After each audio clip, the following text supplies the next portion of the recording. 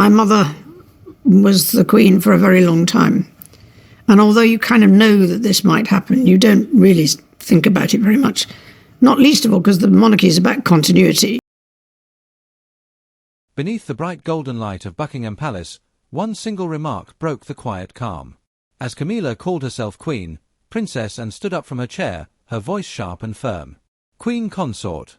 In just a moment, the orchestra went completely silent. King Charles lowered his head, and his hands could clearly be seen shaking. What was meant to be a joyful dinner to celebrate the reign instead became the start of the most hidden power struggle in royal history. From that night on, two women, one holding the title as the king's wife, and the other connected by the bloodline of the Queen, stepped into a harsh and unforgiving clash. Behind deep red velvet curtains and perfect polite smiles were unsigned letters, secrets known by only 3 people, and a hidden truth strong enough to shake the throne itself.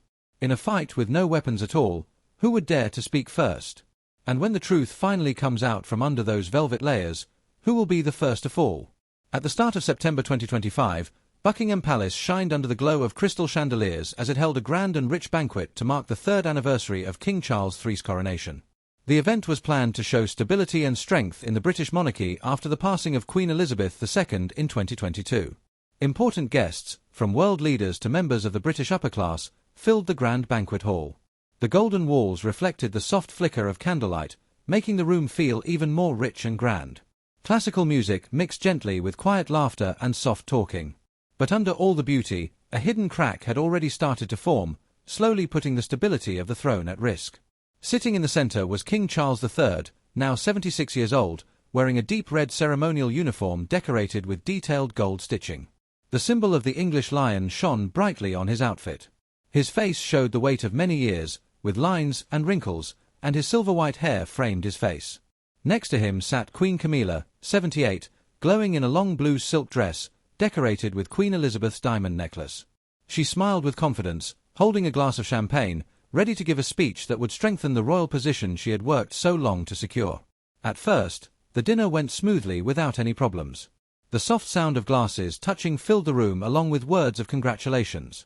"Ladies and gentlemen," Camilla said into the microphone, "as Queen of the United Kingdom, I would like to raise a toast to a successful and strong reign under my husband, King Charles."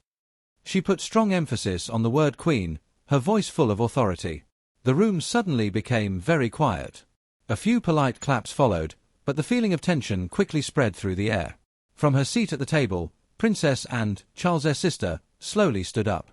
At 75, she showed strong and steady royal strength, her silver hair neatly tied back in a bun, wearing a simple black dress, her eyes sharp and firm. A former Olympic horse rider, and had faced public pressure many times without ever breaking. She placed her wine glass down with a soft but clear sound that felt like a warning in the silent room. "Queen Consort," she said, her voice cold and steady, putting strong stress on the word consort as if cutting through the air. Her words reminded everyone of Queen Elizabeth's official decision. Camilla held the title of Queen Consort, not the title of a ruling queen. Charles tightened his hold on the armrest of his chair, his face losing color as his eyes fixed on the detailed table marked with the royal symbol.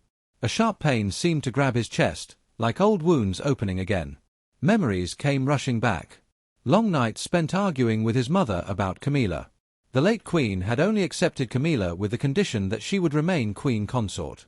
Anne's words brought that condition back clearly into the present moment. The orchestra suddenly stopped playing, the violins going quiet, leaving behind a heavy and choking silence. Guests began whispering softly, looking nervously between Charles, Camilla, and Anne. Some hid small smiles behind their hands, while others watched with worry on their faces. Camilla forced her smile to stay in place, even though her lips shook slightly like a leaf before a storm. She held her scepter tightly, her fingers turning pale as anger rose inside her. Memories of being called by the press the woman who ruined Diana's happiness rushed into her mind. Now, in front of important people from around the world, she was being embarrassed in public by her own sister-in-law. How dare she? Camilla thought, giving a sharp and angry look toward Anne. Charles, at the same time, avoided looking at either woman, holding his scepter tightly as he tried to stay calm, his heart beating fast. He knew that Anne's correction was more than just about titles. It was a direct challenge to Camilla's place, the woman he loved and had worked hard to raise higher. The feeling in the hall became more and more tense, like a ticking bomb waiting to explode. One guest quietly whispered, The biggest scandal since Diana. The whisper quickly spread around the room. Some guests stood up, pretending to go get drinks, just to escape the tension. Trying to take control again, Camilla lifted her glass once more, her voice shaking slightly. "Let us toast to the future." But her words disappeared into the heavy silence, and went back to her seat, her face showing nothing, though her strong decision did not change. In her mind, this was about protecting her mother's legacy, Queen Elizabeth, who had always put tradition above everything else. From that night on, the royal court broke apart like a stone split into two pieces. Camilla supporters, including newly chosen courtiers and some younger royals like William, quietly spoke against Anne's disrespect. To them, Camilla stood for change, a woman who had risen above scandal to take her place next to the king. On the other side were Anne's supporters, traditional people loyal to Elizabeth's legacy, including high-ranking military leaders and long-standing members of the nobility. They saw Anne as a protector of royal tradition, guarding the institution from people they saw as outsiders like Camilla. A small crack had formed inside the monarchy, threatening to grow into a hidden fight that could shake the whole royal family. The incident quickly turned into a dramatic story, like political news shared on the BBC and made even bigger by tabloids. The break had appeared, suggesting secret plans and shocking truths that might soon come out. Who would win? Only time could answer, but the throne had never seemed so unsteady. On the night after the troubled banquet, Clarence House was covered in almost complete silence, broken only by the soft light coming from Queen Camilla's private rooms. Sitting in front of a large mirror, she slowly took off her shining jewelry, showing a tired face without its usual practiced smile. Her reflection looked back at her, her eyes filled with both anger and hurt. Princess Anne's cold correction at Buckingham Palace, Queen Consort, kept repeating in her mind, cutting into her pride again and again. Camilla tapped her hand lightly on the table, the sharp sound echoing in the quiet room. As she looked into the mirror, memories from many years ago came rushing back, pulling her into a past shaped by rivalry, ambition, and quiet wins. In the 1970s, Camilla had been young, determined, and deeply involved in Britain's upper-class circles. Andrew Parker Bowles, a charming army officer, was at the center of the elite fox hunting world. At that time, however, Andrew's love was focused on Princess Anne, a bold and strong woman whose horse riding skills were as powerful as her spirit. Their love was strong, but religious rules stood in their way. Andrew was Catholic, and the royal family did not allow marriages between different faiths. Heartbroken, Anne had to step away. Andrew later turned to Camilla, who had been Anne's close friend, and chose her as his wife. For Camilla, that moment felt like her first victory over Anne. She clearly remembered her wedding day, standing in white, smiling quietly with satisfaction as she noticed Anne among the guests, calm but clearly sad. In that moment, Camilla felt she had moved ahead of the princess. Coming back to the present, Camilla's hands tightened into fists, her nails pressing hard into her skin. The embarrassment she felt at the banquet, in front of important guests and members of the upper class, felt like a deep public shame. "Queen Consort, I will show you who the real queen is," she whispered softly, her voice shaking with anger. Beneath her anger, a feeling of fear slowly began to rise. The fear of losing the position she had spent decades fighting to secure. Rising from the shadow of scandal to become Queen of the United Kingdom, she decided to fight back against Anne, not just to protect her honor, but to build complete and unquestioned power. The next morning, Camilla called together her most trusted advisors at Clarence House, people who had stayed loyal to her since her time as Duchess of Cornwall. In a simple meeting room filled with soft sunlight coming through tall windows, with the royal emblem stitched into the carpet beneath them, she spoke with strong determination. "We must change the structure of the royal household," she said, her voice calm but firm, "and can no longer be allowed to weaken my position." Her first step was to remove Anne's close supporters from important ceremonial jobs. One of Anne's long-serving secretaries was sent away to a smaller, less important office, using the excuse of organizational changes. Then Camilla turned her focus to the Ministry of Defense, where Anne held an honorary title as general and traditionally took part in major ceremonial duties. With the Trooping the Colour ceremony coming soon, a very important military event, Anne had already started preparing. But Camilla now planned to take that attention for herself. She went to see Charles in his private study at Buckingham Palace, where he was busy reading official papers. "My dear, it's time we modernize the monarchy," Camilla said gently, placing her hand on his shoulder. Her voice was soft, but carefully controlled. Charles, who often found it hard to refuse her, slowly nodded, though he still looked unsure. He could not forget the years he had spent trying to convince his mother, Queen Elizabeth, to accept Camilla, and how painful that struggle had been. Seeing his weakness, Camilla continued pushing forward. She convinced him to approve new appointments that placed her trusted people inside the Ministry of Defense, slowly reducing Anne's influence. One of Camilla's own allies, a former military officer, was made a ceremonial commander, which effectively pushed Anne out of the center of the upcoming event. Every step Camilla took was planned carefully, like a move in a chess game. Her goal was not only revenge against Anne, but also to strengthen her own control in the eyes of both the public and the royal family. But behind her calm face, old pain still remained. For years, she had been labeled by the press as the woman who destroyed Charles and Diana's marriage, and those memories still followed her. Standing up from her dressing table, Camilla looked at her reflection one last time. "She will pay for this," she whispered, her eyes full of burning determination. As the door closed behind her, her desire for revenge only grew stronger, hinting at deeper conflict ahead, where pride and power would clash without limits. 2 days before the Trooping the Colour ceremony, Princess Anne sat quietly in her office at Gatcombe Park, her private estate in Gloucestershire, a place she often came to for peace during royal tension. Soft afternoon sunlight entered through the window, falling across her wooden desk as she opened a sealed envelope from the royal office. Inside was a short notice telling her that her name had been removed from the list of honorary commanders for the country's most important parade. Anne's face became firm, her eyes steady and sharp. At 75, she had survived many hardships, including a kidnapping attempt in 1974 and a divorce in 1992, without ever losing her strength. But this time, the blow came from inside her own family, from her brother King Charles and Camilla, and it hurt more than anything before. Still, Anne did not react right away. She calmly folded the letter, placed it aside, and looked out at the wide green fields outside her window. Memories came back of her riding with military officers and leading parades during Queen Elizabeth II's reign. To Anne, Trooping the Colour was not just an event. It stood for loyalty, discipline, and tradition, values she had spent her whole life protecting. Being removed under the excuse of restructuring felt like a direct attack on her honor. Even so, Anne did not show anger in public. Instead, she picked up a pen and began writing an official reply to the royal office. "The removal of my name from the honorary command list is inconsistent with the protocols established under Queen Elizabeth II, who upheld both tradition and the contributions of members of the royal family."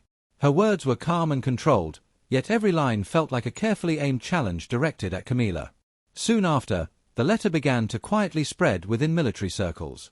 Senior officers who had once served under and spoke softly about their disappointment. In a meeting at the Ministry of Defense, an experienced colonel who had marched under her leadership said in a low voice, "Princess Anne represents the true spirit of the army. Removing her goes against our traditions." Even so, no one was willing to say such things openly. The growing gap between Camilla and Anne made it dangerous to get involved, and many feared for their positions in an already unstable royal system. Anne was aware that she had this silent support. But she also knew that in many ways, she stood alone. She remembered her mother's words, Queen Elizabeth's steady advice, "The royal family is not guided by feelings, but by duty." Those words now became her main guide. On the night before the parade, Anne sat alone in the living room at Gatcombe Park. Firelight softly lit her face. She went through old military records and notes from earlier Trooping the Colour ceremonies where she had played an important role. Each paper proved her long service, but also reminded her painfully that she had now been pushed aside. Her thoughts turned to Charles, her brother, who had once been her closest companion during their childhood at Balmoral. They had faced many challenges together, side by side. But now the crown had created distance between them. "Charles, you're letting her control you," she whispered quietly, her voice full of bitterness. Still, Anne refused to be ruled by emotion. Like a trained soldier, she chose patience, waiting for the right time to respond. The day of Trooping the Colour arrived in full royal splendor across London. Soldiers in bright red uniforms and tall black bearskin hats marched in perfect formation through Horse Guards Parade, watched by thousands of people. Camilla, dressed in a bold red outfit, stood beside Charles on the balcony of Buckingham Palace, smiling as if nothing was wrong. She held his arm, her eyes showing quiet confidence as she watched the parade led by officers loyal to her. Charles looked calm in public, but inside he felt uneasy. He knew removing Anne had been a mistake. Yet Camilla's influence made him unable, or unwilling, to change it. From Gatcombe Park, Anne watched the ceremony on television. Every synchronized step of the soldiers, every sound of the trumpets, felt like a silent strike against her. But she did not show her pain. Instead, she opened her diary and wrote a single line. "They may remove my position, but they cannot remove my honor." She understood that Camilla was involved in a careful power struggle, and her letter to the royal office was only the first step of a longer response. And also knew that protecting her mother's legacy would not depend on emotion, but on strategy and patience. Meanwhile, rumors began spreading in the press. Newspapers like the Express published stories hinting at hidden conflict inside the royal family, subtly mentioning Anne's letter.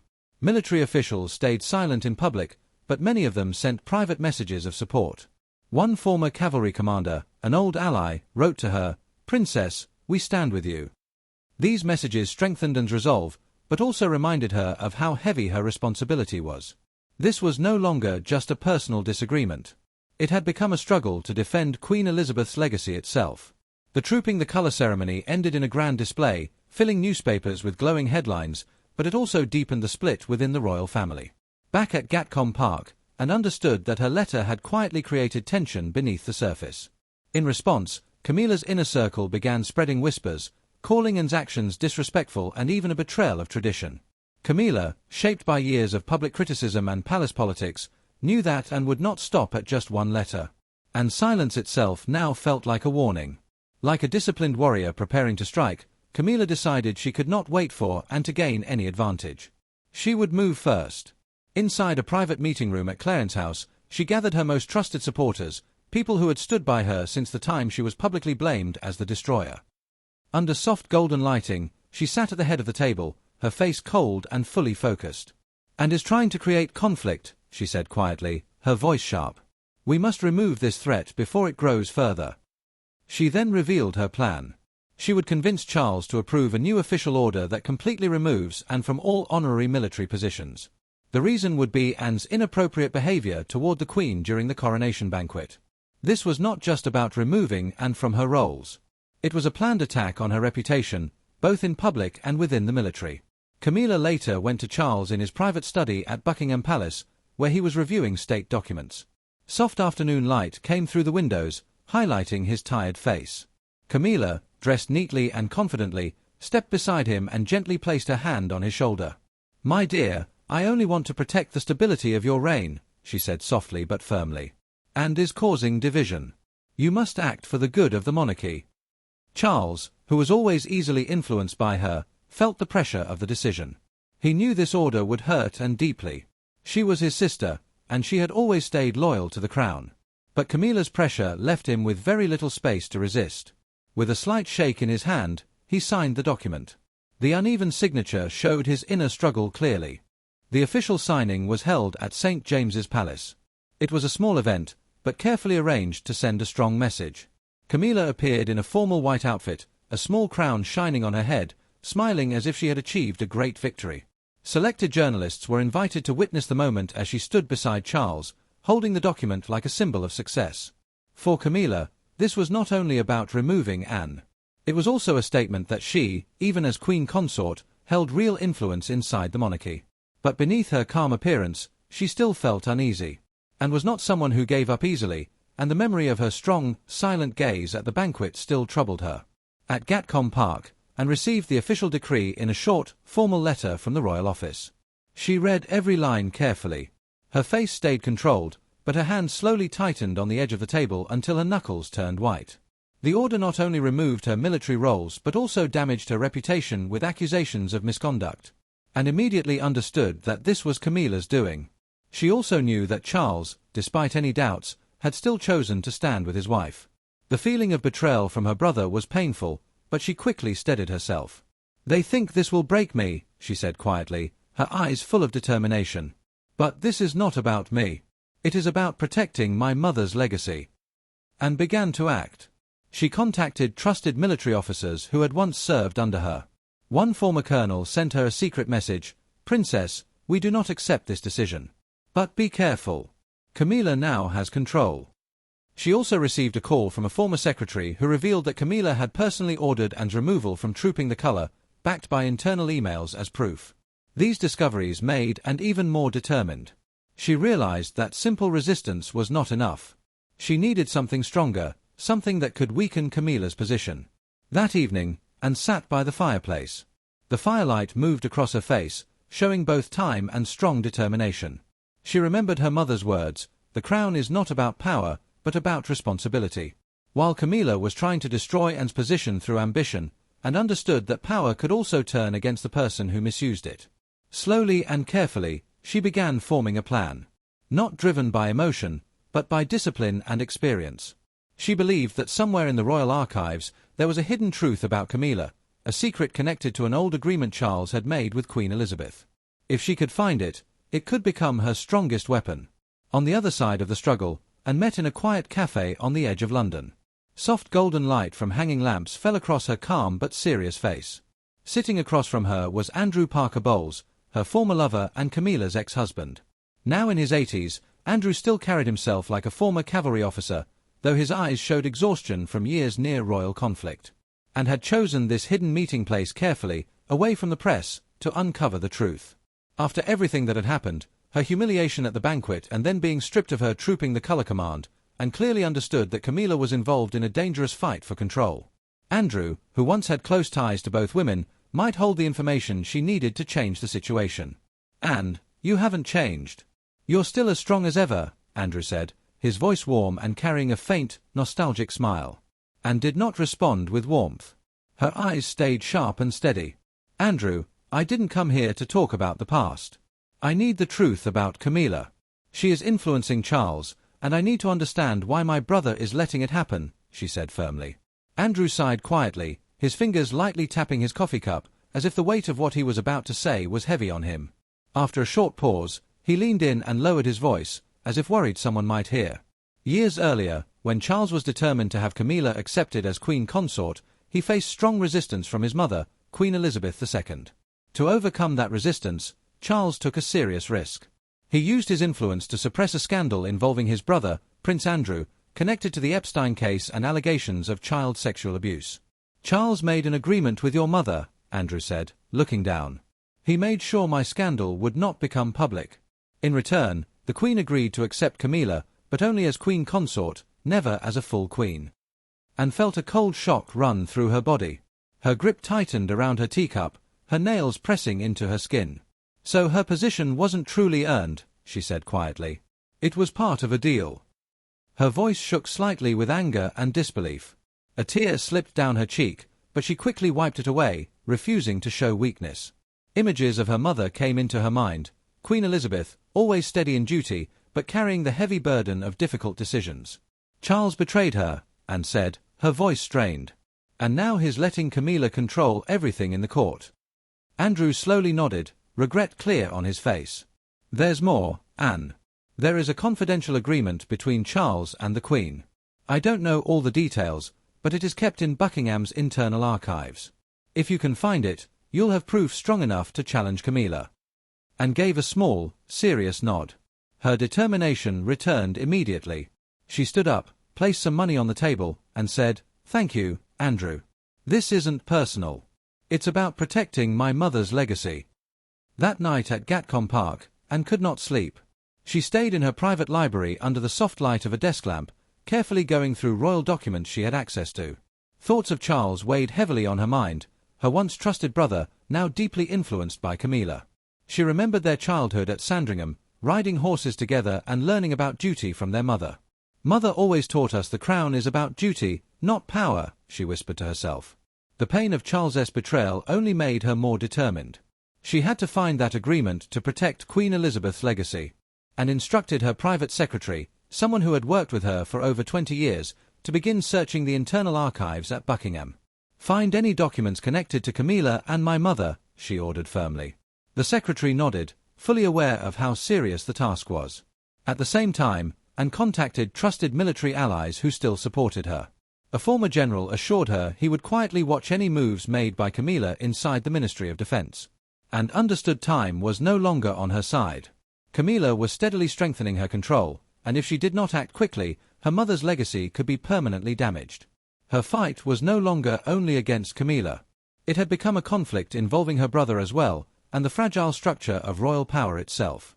Late at night at Gatcombe Park, Princess Anne stayed seated in her study. A soft desk lamp lit up piles of old documents spread across the table. These were internal royal records, holding secrets from Queen Elizabeth II's reign.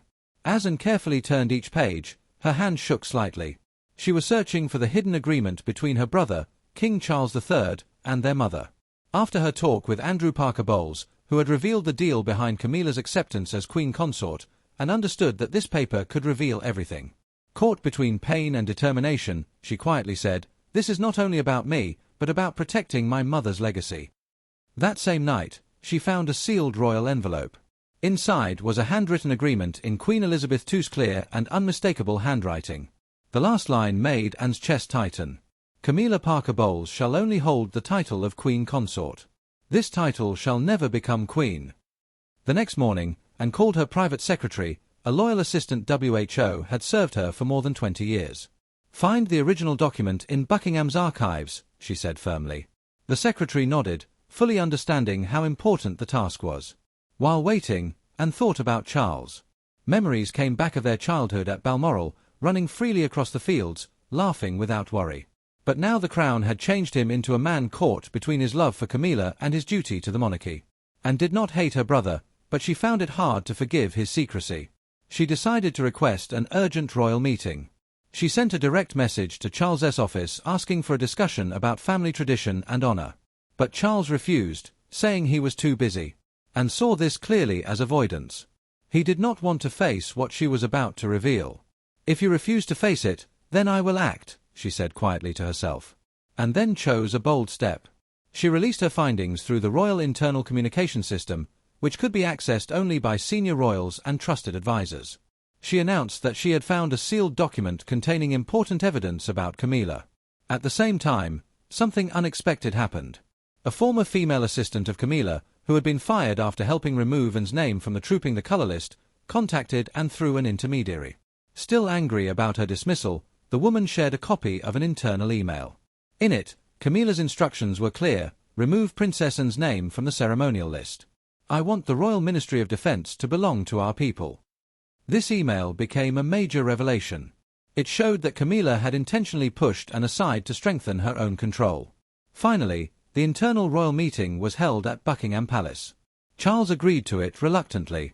Inside a grand hall beneath a portrait of Queen Elizabeth II, senior advisors and royal family members gathered in tense silence. The atmosphere felt heavy, like a storm about to break, and entered wearing a simple but elegant deep blue dress, holding the sealed envelope. Camilla sat beside Charles in formal white, trying to look calm, though clear tension showed in her face. Charles kept his head down, avoiding his sister's eyes, and began speaking in a calm but powerful voice. "I am not here for myself, but for the legacy of our mother, Queen Elizabeth II." She raised the envelope and opened it in front of everyone. The agreement was clearly shown. "Camilla Parker Bowles shall only hold the title of Queen Consort. This title shall never become queen." Murmurs spread across the room. Some older advisors nodded, as if remembering something they had once known but never spoken about. Anne continued firmly, "Camilla has manipulated events to remove me from ceremonial duties. This is the proof."